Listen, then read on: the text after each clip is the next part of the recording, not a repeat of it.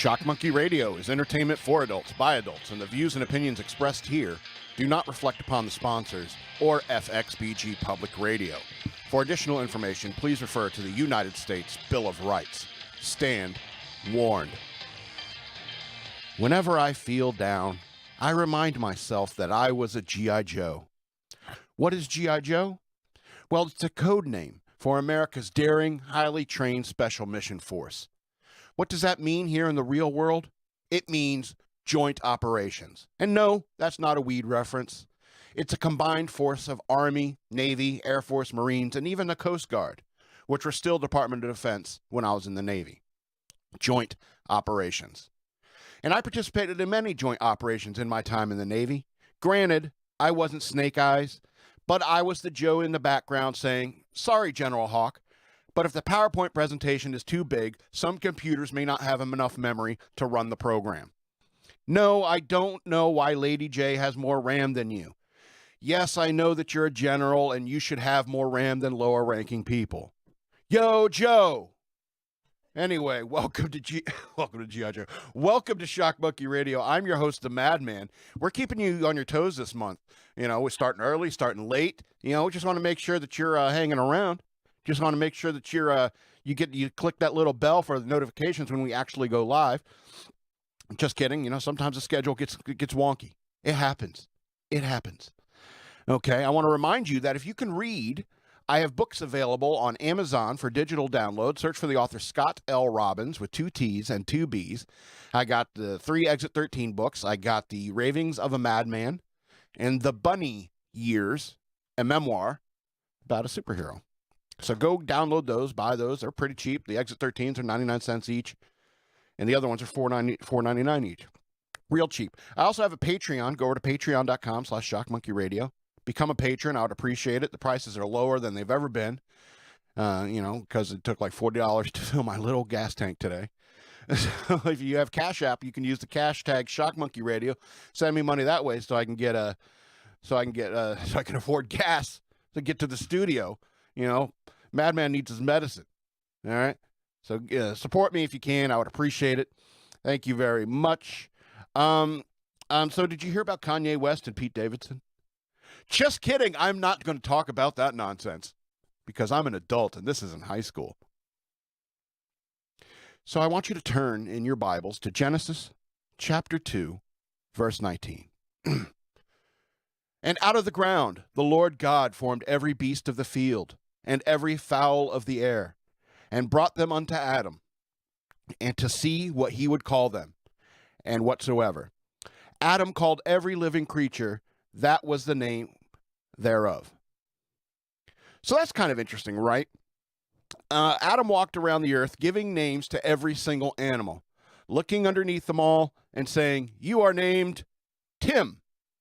You are named Michelle. You in the tree, you are Robin Tooney and Robin Williams. You two hopping near the river, you're Kermit and Robin." Wait, that might be confusing. Kermit and Hypnotoad. Yeah, that's better. I mean, the Bible doesn't specify that Adam named them as species: frogs, birds, cats, dogs, etc. I'm in the Letterkenny camp in regards to naming animals. If you don't name every single animal, you're just leaving fun on the table. So the question is, when Adam ran across his first frog, he named that frog Frog, like it was a proper noun, and it stuck. So maybe Adam was confused about it. Plus, the Bible doesn't say that God told Adam to name the animals. Adam seems to have done that of his own accord. Also, the text uses the past tense. Adam named the animals. But the problem is that we're not done naming the animals. A new species of monkey was discovered called Papa langur, Trachypithecus popa. And I've decided to name the first one we found as Edgar. But really, that's not up to me. I'm not Adam or the person who found it first. So we're not done naming all the animals. So the Bible should not have used the past tense. And so when Adam named the ladybug, yet named it Stephen, he must have just got done licking toads or something. And speaking of licking toads to trip balls, did Adam lick every single species he named, just in case? Also, the Bible says that God brought all the species to Adam to be named. But let's be honest, Adam probably had to go to the water to name the fish. Honestly, even God knows it'd be easier to get Adam to the shore than to bring the fish to Adam. The Bible's not always literal, is what I'm saying. All right, so I'm going to continue talking about animals. I was scrolling through Facebook, and I saw a video, an unsolicited ad for some website I never heard of, mind you, but it was labeled something like cats are assholes or something similar.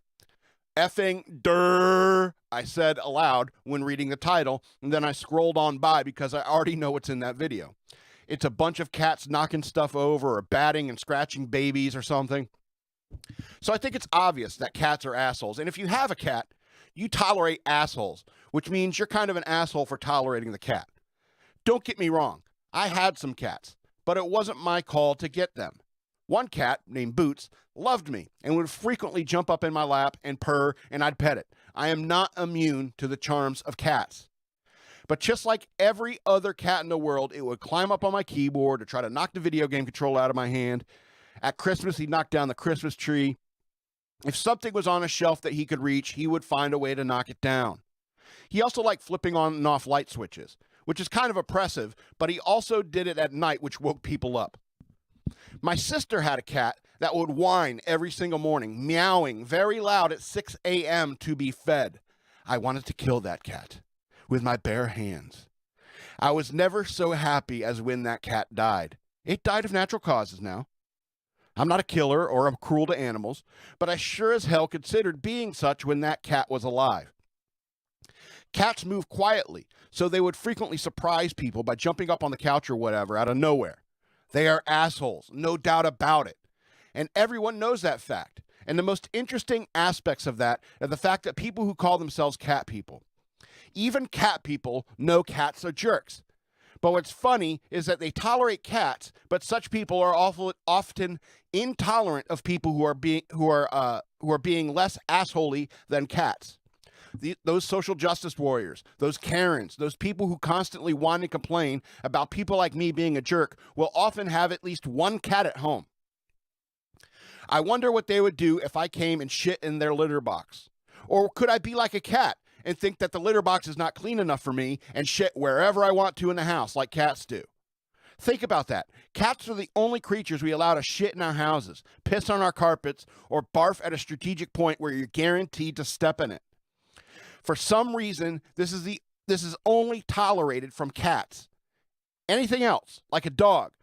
Dog does the same thing and you will berate them, rub their noses in it, spray them with a spray bottle. Ooh-wee! What up with that? What up with that? And for some reason, we put up with this from cats. Cats, they sometimes kill pests. I guess that's why we put up with it. They sometimes kill pests. But they torture the pests as well. Have you ever seen a cat play with a cricket they caught, tearing off legs to immobilize it just to torture it? Cats are vicious killers. Now, dogs can kill too, but dogs don't torture the way that cats do.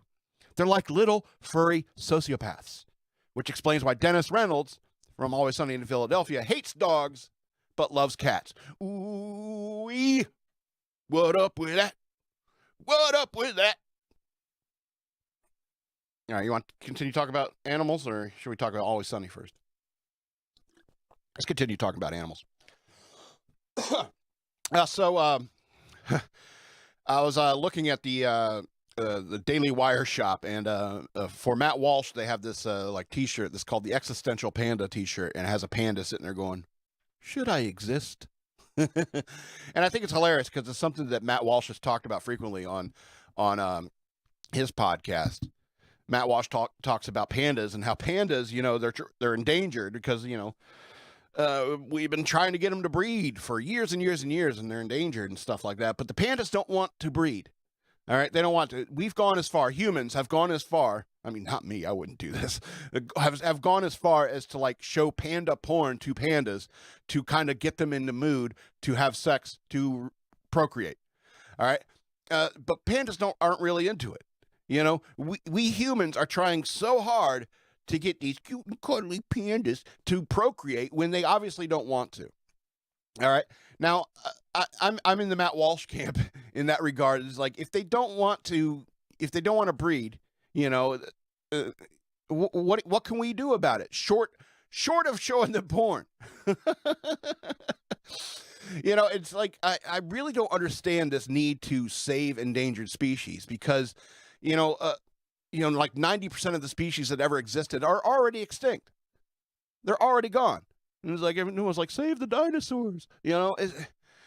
It's a natural thing. All these people are also like big proponents of evolution and stuff like that. Evolution is real. And it's like, absolutely, evolution could be real. All right. But evolution means that some species fall the wayside, like Cro-Magnon man, like Neanderthals. All right. That's the nature of evolution. Is like some creatures just go away. They decide they don't want to have sex anymore. And that's perfectly natural. That's perfectly natural. But we humans, we think we need to intervene and stop those cute and cuddly pandas. And that's the whole point, is that we think that pandas are cute, but they're really vicious. They're bears, for God's sakes. They're bears. But because humans think that they're cute, we think we need to intervene. All right? Not to mention, like, all these species that thrive because of us, like cows, pigs, chickens, chickens, dogs, and cats all thrive because of us. Not to mention the way we've messed with the way that cats, the natural evolution of cats and dogs. All right? Dogs didn't start out as dogs. Dogs were wolves. Now they're just little tiny things that fit in your purse and poop in your purse. Anyway, so I'm done talking about animals. We started a little late today, so I might have to, speed through this. I don't mind. So for this last thing before we get into the news, I want to talk about my top 5 favorite Always Sunny in Philadelphia episodes. And yes, I'm watching it again because it's brilliant. It's a brilliant comedy in the sense that, it's like these are the most horrible people you've ever seen in your life. And so it's a brilliant comedy in that regard because you could do almost anything with those kind of characters. Yeah, so I'm gonna go through my top 5 favorite Always Sunny in Philadelphia episodes. Number 5, season 9, episode 3. The gang tries desperately to win an award. Now, this episode is my favorite, one of my favorites. Makes the top 5 because it's meta in the fact that Always Sunny is a brilliant show and it deserves awards, plenty of awards for being a brilliant show. But it's meta in the sense that, the gang really does want to win an award. But, in the bar, that means they want, an award for their bar. And so I guess like there's a couple plots. There's always an A plot and a B plot. And I think the A plot is the gang's trying, some of the gang are trying to make their bar into one of those successful, like, Friends kind of bars. In the sense that it's that same formulaic nonsense that you find all over television and stuff like that, and it's and that's not what Always Sunny is. That's not the nature. That's not who they are.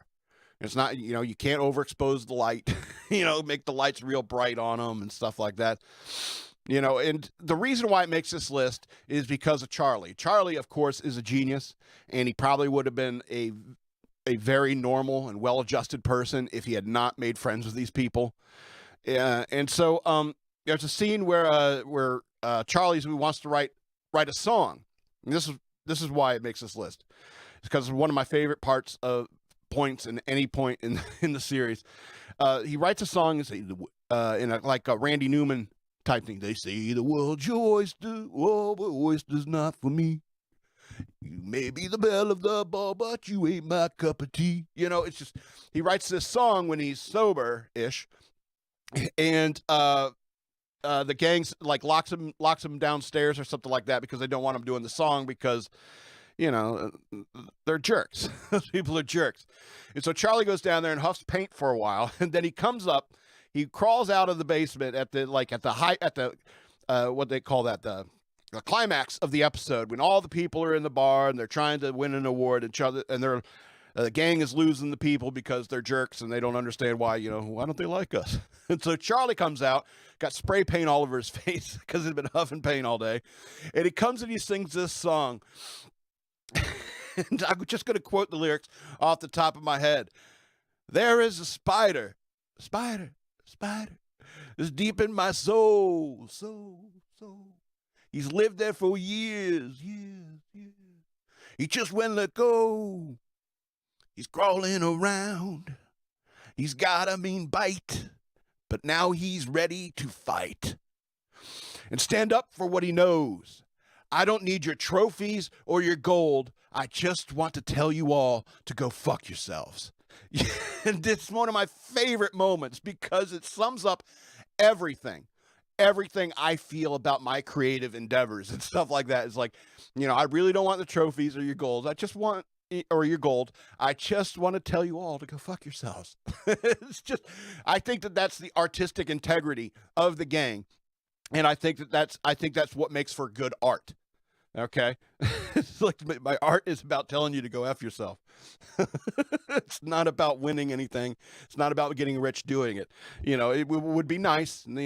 That's kind of like the last line. It's like, it would have been nice to win an award. Last line in the episode. But at the same time, they don't want to compromise their artistic integrity. Anyway, number 4, favorite Always Sunny in Philadelphia episode. Mac and Charlie die. That's season 4, episodes 5 and 6. It's 2-parter, but the first one's the one I'm referring to. And this is where Mac and Charlie, Mac's dad gets paroled for prison. And so Mac and Charlie get scared because they think that Mac's dad's going to come kill them because they didn't smuggle heroin in their butts. We're going to come with our butts so filled for you. Didn't smuggle heroin in their butts to them in prison. And so they try to fake their deaths. All right, and so why this makes the list is the scene and the resultant aftermath of Mac driving the car into a wall in order to fake their deaths. He thinks he's going to jump out at the last minute, but instead, Mac crashes into the wall, smashes his head, and gets a concussion. And what's excellent about the writing is that is very accurate to the way people react when they get a concussion, because he's like bleeding from the ears and everything like that. And so they go to a pawn shop trying to find everything that they're trying to find a way to set the car on fire, to blow up the car. And Mac runs, and Charlie mentions, is like, I tell you something, then you forget it 5 seconds afterwards. And that's a concussion right there. And then Mac passes this wedding dress that's in the pawn shop, and he will not let it go. He's like, oh, that's so sad. There's a wedding dress in the pawn shop. And Mac won't shut up about the wedding dress, which speaks volume to his character that you find out in later seasons. And he's sitting there talking about the wedding dress. He's like, okay, we'll get the gun and the wedding dress. It's like, why? Why are we going to, and Charlie's like, why are we going to get the wedding dress? Has nothing to do with what we're trying to do here. And then later, Mac's wearing the wedding dress, and they're doing poppers to get his head straight and stuff like that. Their brains are all kinds of messed up. And so I think that's hilarious. It's like Matt's reaction. It was like, I feel like $1 million. I feel like $1 million. Anyway, number 3, top favorite Always Sunny episode is season 4, episode 13, The Nightman Cometh. Now, if you haven't seen this one, I really don't know what to tell you. It's the most brilliantly weird play I've ever seen, and I wish I could get a group of people to rent a theater so we could put on this play ourselves. EK knows a guy. We just need the actors, and we need a piano player because it's a musical, because it's written by Charlie, and it's excellent. It's excellently weird. You got to pay the troll toll if you want to get into this boy's hole. I said soul. What do you think I said? Okay. So you need to see that episode for you to understand. All right, the number 2 favorite Always Sunny in Philadelphia episode is season 9, episode 2, Gun Fever 2. Now, the Gun Fever, the first one was okay, but Gun Fever 2, still hot, was hilarious because one of the plots. Because when they do these Gun Fever episodes where they're talking about like the gun control issue, they always break off into like two different alliances. 2 go this way. It's like, we need to get guns off the street. And it's like, we need to get more guns on the street. And this is how they explore these, hot button social topics and stuff like that. But when Dennis and Dee, they try to prove how easy it is to get a gun. They go to this gun store. And it's like, yeah, we want to buy a man killer. We want to buy the most deadly gun you got. And it was like, oh, I'm safe. Oh, I protected everybody and stuff like that. They're being real sarcastic dicks. And so when they go to give their license for a background check for the firearms, they both get rejected because Dennis has a history of felonious assault, felonious behavior. He gets rejected, and then and D says she was institutionalized because she tried to set her roommate on fire in college. And so, and so they don't get it cleared for the background check and therefore can't buy a gun. And what proves how gun laws actually do work. All right. And then they go to a gun show thinking they're going to get into a gun show loophole. But, the fact is that gun shows are for private sellers and stuff like that. And so they could buy the gun, the AR-15 style weapon that they were interested in Gunther's for $1,500. And so they go to this private seller at a gun show, and they're like, hey, we want to buy this gun for $1,500. And they're like, no. He's like, no, $3,000. And it's like, you can't do that. It's $1,500 over Gunther's. It's like, this isn't Gunther's. I'm a private seller. I can set the prices. America. And so he's like, oh, I'll tell you what, I'll just take this gun and take it from you, and points the gun at him, and then everyone in the gun show pulls their weapons and points it at brilliant example of why you need more guns on the streets, because that is what happens. That is what happens when you try to be crazy sociopaths like Dennis and D. All right. And then finally they try to buy an illegal gun, and the guy just robs them. Because he knows they don't have a gun, and he has the gun. And anyway, that's why I love that episode, is because it's a very accurate representation of gun problems. The B plot is Mac and Charlie trying to defend a school or something like that. It's not that great. Anyway, and my number one favorite of all time, Always Sunny in Philadelphia episode, is season 10, episode 1, The Gang Beats Boggs. Now, that episode is simply about beer and baseball, and it's 100% hilarious. And the whole premise of it, And pacing yourself, right? And so the gang beats Boggs is about, they said there's a cross-country flight that Wade Boggs drank 70 beers, supposedly. So the gang tries to do this. They try to ride a cross-country flight from Philadelphia to California, probably Los Angeles. Yeah, Los Angeles. And they're all trying to drink 70 beers, except Mac, who lost the chugging contest, who had to be the sober one to make sure everyone had their beers and stuff like that. And so because he's sober and he has nothing to do, he calls himself the commissioner, and it becomes this great big metaphor for baseball. It's like, 30 beers. I can't sell 30 beers. And the number of beers starts to become a metaphor for home runs and stuff like that. And they talk about betting on baseball and all this stuff. It's such a great, wonderful metaphor, and you have to watch Always Sunny in Philadelphia. I know if you have never seen it, it's tough to choke down the first time because these people are so awful. But The Gang Beats Boggs is by far and away, my favorite Always Sunny in Philadelphia episode. So there's that. All right, I want to take one quick moment to mention Coco's Confections. If you're in the Fredericksburg area, and you are interested in getting a Always Sunny in Philadelphia style cake, or a cake shaped like a cat, or anything, you could search on Facebook for Coco's Confections, and there you can get custom-made delicious cakes through our friend at the studio, Courtney Fulmer. And so you can go search for her Facebook, and then you can contact her through there and get yourself a nice cake. And so, yeah, do that. I would appreciate it. So let's go ahead and get to the news worth knowing. EK's making sound effects. All right. Ukraine's Zelenskyy addresses Congress, invokes 9/11, Pearl Harbor, and MLK as he pleads for pivotal aid. All right. Ukrainian President Vladimir Zelenskyy, in an address to Congress, U.S. Congress Wednesday, pleaded with the United States to do more by implementing a no-fly zone, providing additional aircraft and air defense systems, and creating a new security alliance. Zelenskyy, speaking to U.S. lawmakers from Kyiv, where he has chosen to remain even as Russian forces move on the city, thanked President Biden for his personal involvement and sincere commitment to the defense of Ukraine, and the United States for the aid it has provided. Quote, however, it is true in the darkest time for your country, for the whole Europe, I call on you to do more, Zelenskyy said. He also issued a direct message to President Biden. I'm addressing the President Biden, Zelenskyy said. You are the leader of your nation. I wish you to be the leader of the world. He added, being the leader of the world means to being the leader of peace. Ladies and gentlemen, friends, Americans, in your great history, you have pages that would allow you to understand Ukrainians understand us right now. Allow you to understand Ukrainians understand us right now. When we need you right now, he said. Remember Pearl Harbor, terrible morning of December 7th, 1941, when your sky was black from the planes attacking you. Just remember it. Zelenskyy went on to invoke September 11, 2001, calling it a terrible day, when independent territories were turned into battlefields, when innocent people were attacked from the air. Yes, just like no one else expected, you could not stop it. Our country experienced the same every day, Zelenskyy said. Right now, at this moment, every night for 3 weeks now, various Ukrainian cities, Odessa and Kakutani,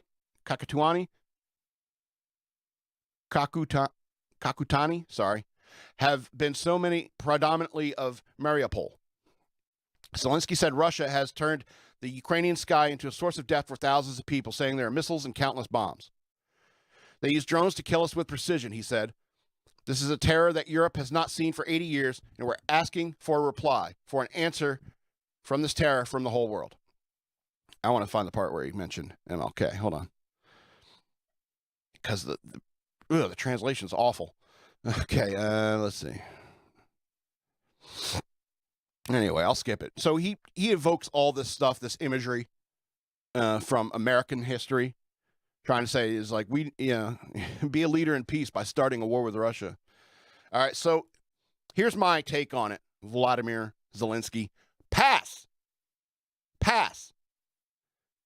You know, it's obvious. It's obvious you're trying to tug on our heartstrings by calling upon these things as far back as, 70 years ago. All right? December 7th, 1941, the skies were darkened in Hawaii, not all over the United States. All right? And yes, it led us into the Second World War, but the United States was attacked. All right?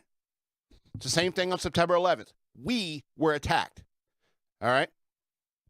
And I hate to be mean about it, but President Biden isn't all there. And I don't trust him to run a war as commander-in-chief.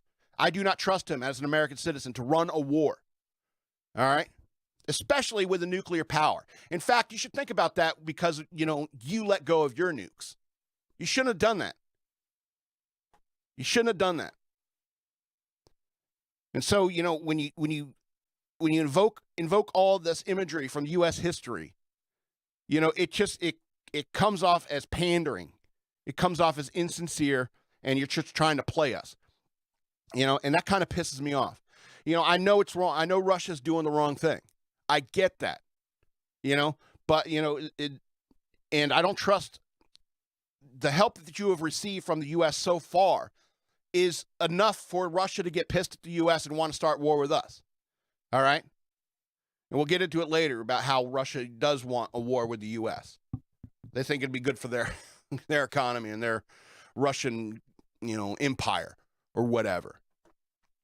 And so when you do that, it's so ugh.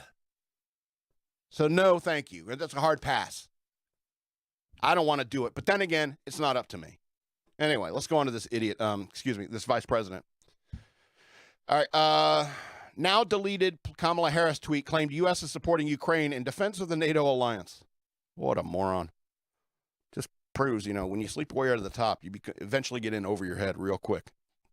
Anyway, a social media account for Vice President Kamala Harris stated Tuesday in a now deleted tweet that the United States is supporting Ukraine in defense of a NATO alliance, quote unquote, which the Ukraine is not a part of. Yeah, Ukraine's not NATO.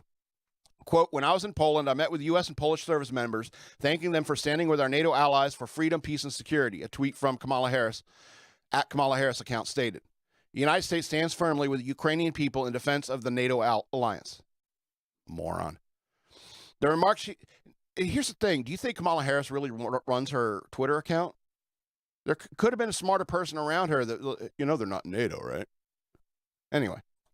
The remarks made in the tweet, which featured a photo of Harris greeting American and Polish service members, comes on the heels of similar statements she made while addressing House Democrats over the weekend at the Democratic National Committee's DNC winter meeting in D.C.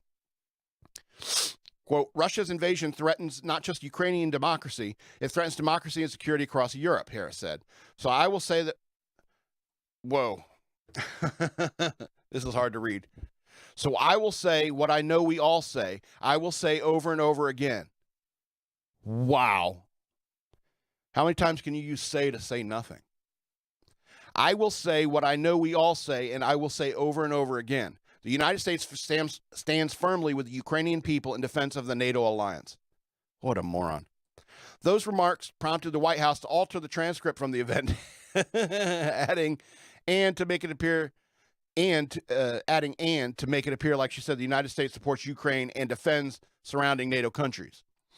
According to, see, that's what they do. That's what the liberal media does. They'll edit it on behalf of people like Biden and Harris. When it's Trump or something like that, or someone on the right, they'll quote it directly. See, you can't speak right. According to a spokesperson from Harris's office, the account that issued the tweet was controlled by the DNC. And no one there knew that they weren't NATO. Anyway, the "and" was omitted by accident, and we took it down and reposted it with the correct remarks. The DNC said in an emailed statement to Fox News. Yeah, I believe that. Anyway, a new version of the tweet posted Tuesday now reads, when I was in Poland, I met with U.S. and Polish service members, thanking them for standing with our NATO allies for freedom, peace, and security. The United States stands firmly with Ukrainian people in defense of the NATO allies. Talking about NATO for a bit and blah, blah, blah. Anyway, yeah, what a moron. You know she only got in office because she banged some mayor or something like that, right? She is remarkably unqualified. She's more unqualified than Anna Faris. Anyway, let's go on to this next story. Russian lawmaker demands return of Alaska, California and reparations amid U.S.-led sanctions. Just a knee-jerk reaction. Blow it out your ass, Russia. All right. A Russian lawmaker made an outlandish demand over the weekend that the United States return Alaska and a historic settlement in California, in addition to paying reparations to Russia over crippling America-led sanctions that have led Moscow's economy into a tailspin. Oleg, Matveyev, sorry, I do want to pay respect to your name, but geez, those Russian names are so hard. A member of the State Duma outlined on Russian state television a set of demands for the U.S. and Ukraine after Kyiv's demilitarization is completed. The Express newspaper in the United Kingdom reported. The demands include the return of Alaska, which the U.S. purchased from the Russian Empire in 1867 as part of the Alaska Purchase, and the former Russian settlement for Fort Ross, California, 90 miles north of San Francisco. Quote, we should be thinking about reparations for the damage that was caused by the sanctions of the war and the war itself, because that too costs money and we should get it back, he said during a Sunday interview. He also called for the return of all Russian properties, those of the Russian Empire, the Soviet Union, and current Russia, which has been seized in the United States and so on. You've been through 3 governments since then. The hell with you. Anyway, afterwards he asked if he meant Alaska and Fort Ross. That was my next point, as well as the Antarctic, he said. We discovered it, so it belongs to us. That was three governments ago. Russian idiots. The sale of Alaska marked the end of the Russian Empire's trade expansion and settlement efforts in the Pacific coast of the U.S., according to the U.S. State Department. The territory was sold to the U.S. government for $7.2 million. Opponents of the sale label it Seward's Folly, referring to the then Secretary of State William H. Seward, who was a proponent of the American expansion. A label failed to stick after 1896, when hundreds of thousands of people migrated to the territory in search of gold. The Russian colony was established Fort Ross on California's Sonoma coast in 1812. After several years of struggling to grow crops and tensions with Americans in the area, the property was sold in 1841 and became clear the area was a financial liability, according to the Fort Ross Conservancy. The demands made are likely to be ignored as the U.S. ratchets up sanctions on Moscow over its invasion of Ukraine. On Monday, the State Department announced fresh sanctions on President Alexander Lukashenko, the Kremlin's ally in Belarus, and 11 other Russian officials. So, yeah, blow it out your ass, Russia. You sold it to us fair and square. What'd you do with that money? Did you give it to the people? Or did you put it in the pockets of people like Putin? Ooh, that was a nice alliteration. You put it in the pockets of people like Putin. All right, let's go on to this next story. Oh, it'll be a short one today. Hell with it. As war rages in Ukraine, Americans in Wyoming say climate and conservation top election issues. So this is from Jackson, Wyoming. They told Fox News Digital that protecting the environment and the economy is top on their list when it comes to voting priorities, despite Russia's war with Ukraine dominating the headlines. Quote, I think my priorities are about the environment, one man said. We got to do more to protect the environment. I see that climate change is real, and I think I'm worried about my children and my grandchildren and future generations, he said. The man said the war in Ukraine was unnecessary and that people have the right to be free. Omar from Boise, Idaho, said the war was crazy and sad. He told Fox News he was very environmentally oriented. Conservation-minded and economy probably as well, said Omar. David of Jackson's Hole, Wyoming, said freedom was his biggest concern. Whether you like a Republican or a Democrat or independent, you get to vote for what you want. Randy of Kansas City, Missouri said, help our economy, bring back resources to the U.S. and supply our own oil and gas. It's a priority right now. Ashley from Boise, Idaho, said the economy was a top priority for her. Doing the right thing when it comes to other countries and being self-sufficient. Thinking out for ourselves first a little bit.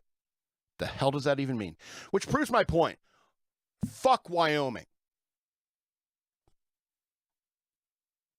I'm kidding. They're Americans, but fuck Wyoming. I mean, they have the right to. Yeah, I mean, they have the right to their opinions, but I mean, if the environment is your priority right now, you're out of your mind. You're out of your mind. Conservation should be something in our minds when we're dealing with things like that. But when it comes to energy, if you saw my rant last week about the energy crisis, sorry, there's more important things right now than the environment. The environment will be fine. The earth will be here long after humans stop deciding they want to have sex, which would be a long time. All right? So as always, fuck Wyoming. You know what the capital of Wyoming is? Denver. You know what the Wyoming baseball team is? The Colorado Rockies. Anyway, are we getting into these are the last two stories, something to lighten the mood before we get out of here. Teachers union leaders ripped for elementary mistake on Ukraine flag. This is kind of hilarious. Two teachers union leaders posted a photo on Twitter expressing their solidarity with Ukrainian people amid Russia's invasion, but they made an elementary mistake. And some critics say the social media post serves as an advertisement for school choice. Quote, excuse me. Quote, AFT President Randy Weingarten and AFT Executive Vice President Evelyn De Jesus stand with hashtag Ukraine. The American Federation of Teachers Twitter account posted on Tuesday. The tweet included a photo of Weingarten and De Jesus holding a poster supporting Ukraine. The education leaders had only one minor problem. The Ukraine flag on their poster was upside down. Ukraine's flag features blue on top of yellow, symbolizing a blue sky over a bountiful field. Critics savaged the teacher union leaders on Twitter. Corey DeAngelis, National Director of Research at School Choice Now, called the tweet free advertising of school choice. Quote, they did to that flag what they did to education in the past 2 years. They pretend to care, but really they just made it upside down. Reopened California schools tweeted. And it's also a sign of distress when you fly a flag upside down. It's like that country's in distress. So maybe that's what they're thinking. I don't know. Quote, that's the flag of Ukraine, all right, upside down. California State Senator Melissa Menendez tweeted. Shout out to the teachers union for this promotional piece on the importance of school choice. Teachers unions have faced heavy criticism after many of them supporting the closure of schools during the COVID-19 pandemic and pushed back against reopening. Teachers have also raised concern about the socially liberal activism in the classroom and in teacher trainings regarding such issues as critical race theory and transgender identity. Senator Ted Cruz from Texas pointed out that they actually printed this sign with the flag upside down.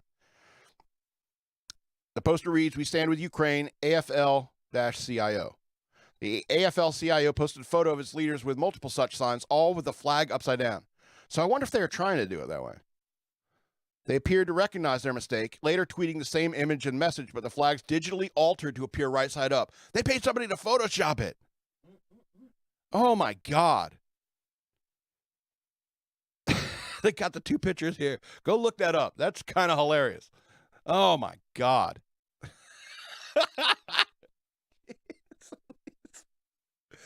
These are teachers. These are teachers. That's where your tax dollars are going. Oh my God. All right. I know I talk trash about a lot of animals, but I have a real soft spot in my heart for dogs. So last story here is about a shelter dog turned into a canine hero, inspires a Netflix movie. There's a canine dog in Rhode Island that has such a remarkable storied past, she's inspired a Netflix movie. Ruby, an Australian Shepherd and Border Collie mix, was adopted by Corporal Daniel O'Neill in 2011 when he was in need of a search and rescue dog for work, according to the Associated Press. At the time, the rambunctious 8-month-old pup had been adopted and returned to the Rhode Island Society for Prevention of Cruelty to Animals shelter by 5 families before she found a place with O'Neill. Shelter volunteer and dog trainer Patricia Inman recalls Ruby as full of energy and needed an advocate to reassure staff that euthanasia was not the right choice. Ruby was a total knucklehead, Inman told the Associated Press. And she works at the SPCA? Anyway, she's a total knucklehead. She jumped and bit her leash. She wouldn't sit or lie down. She just never stopped moving. She was special. She needed a special person. Okay. Yeah, that definitely sounds like somebody at the ASPCA. O'Neill, 41, enrolled Ruby into a canine training course where she reportedly graduated top of her class. He recalls that the young pooch seemed to be determined and focused instead of the boisterous and troublesome reports he had heard. Ruby went on to become a canine dog for the Rhode Island State Police, where she assisted in several search and rescue missions. In October 2017, Neil and Ruby found a teenage boy who had fallen into a ravine and remained unconscious. They later found out that the young boy was Inman's son, who had been missing for 36 hours following his accident. Quote, I was beside myself and overwhelmed, Inman told the Associated Press when recalling that fateful day. Quote, so many things had to fall into place for this to happen the way it did, she said. The universe works in mysterious ways. Ruby's story and extraordinary recovery skills made national news and captured hearts of Americans. The talented canine was honored at the 2018 Hero Dogs Award ceremony hosted by the American Humane, where she won in the Search and Rescue Dog of the Year category. 4 years later, Ruby's story is being highlighted in an upcoming Netflix film, which is titled Rescued by Ruby. The film is based upon 2 biographical short stories about Ruby's life. Ruby, a Dog Wink story, and Dog Wink Ruby, as told by American author Esquire Rushnell and comedian Louise Duarte. The world needs movies that make us feel good, said Rushnell, who's also an executive producer on the film. Quote, the real-life journey of Trooper Dan and the shelter dog named Ruby demonstrates how believing in our dreams can open doors of opportunity and divine direction that we couldn't imagine possible, Rushnell told Fox News Digital. Rescued by Ruby, it's a story of hope for everyone. The movie is set to start streaming on March 17th. That's tomorrow. O'Neill told the Associated Press that he thinks Ruby's accomplishment is the true underdog story.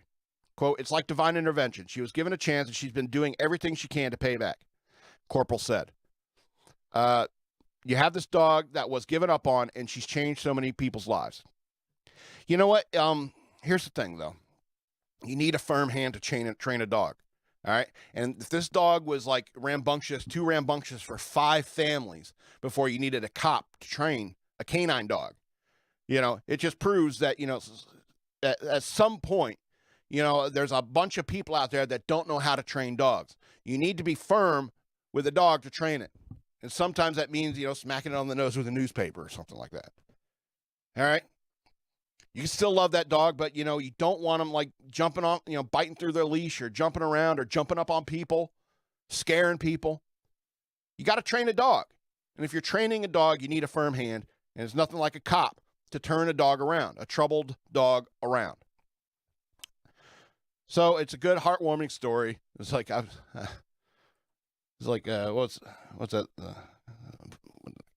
I can't remember the name of the movie I'm thinking of. Anyway, Homeward Bound, The Incredible Journey. Anyway, so we're at the end of our show now, and I want to remind you to go over to patreon.com/shockmonkeyradio. Become a patron. I would appreciate it very much.